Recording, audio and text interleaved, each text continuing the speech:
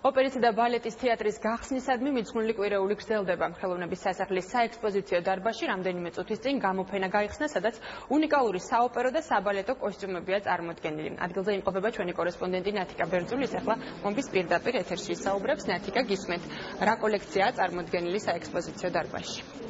ხელოვნების სასახლის სვეტებიან დარბაზში პირველად არის წარმოდგენილი ყველა ცნობილი ქართული ოპერის პარტიტურის ორიგინალი, მათ შორის ისეთი უნიკალური ნიმუშები, როგორიც არის ზაქარია ფალიაშვილის აბესალომ და ეთერი, დაისი, ასევე მელიტონ ბალაჩივაძის მარიჯან ცბიერი, ვიქტორ დოლიძის ქეთო და კოტე და სხვა ნამუშევრები, ასევე როგორც კადრშიც ხედავთ, აქ წარმოდგენილია უნიკალური კოსტიუმები, რომელიც საბალეტო და საოპერო ხელოვნებას ეკუთვნის. მე-19 საუკუნის ბოლოს და მე-20 საუკუნეში წარმოდგენილი ჩაცმულობის უნიკალური ნიმუშები. ეს არის ის ექსპონატები, რომელიც დაცულია როგორც თეატრის, კინოს, მუსიკისა და ქორეოგრაფიის მუზეუმის, ასევე პრიმა ბალერინას ნინო ანანიაშვილის პირად კოლექციაში.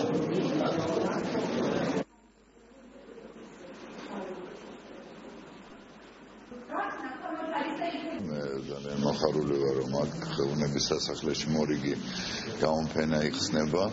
ძალიან საინტერესო ექსპოზიცია არის, წარმოდგენილი არის ყველა ცნობილი ქართული ოპერის პარტიტურების ორიგინალები, მათ შორის ისეთები, რომლებიც აქამდე არ იყო გამოფენილი, დარწმუნებული ვარ, ეს ყველა განთვალიერებლისთვის ძალიან საინტერესო იქნება და გარდა ამისა, მე-19 საუკუნის საბალეტო და საოპერო კოსტიუმები. ჩვენი მუზეუმის ისტორიაში პირველად ხდება, როდესაც ცნობილი პრიმა ბალერინას ნინო ანანიაშვილის კოსტიუმები დროებით გადმოეცა ჩვენს მუზეუმს და ამასთანავე არის გამოფენილი ჩვენი კოლექცია. ასე რომ დამთვალიერებას მართლა საინტერესო ქართული კოსტიუმის, საოპერო კოსტიუმის ისტორიის ხილვა ელის.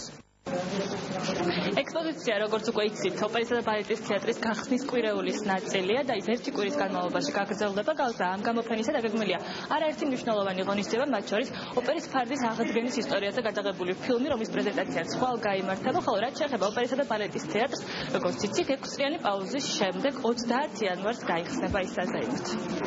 მადლობა ნათიკა, ექსპოზიციის დეტალები ნათიკა ბერძული.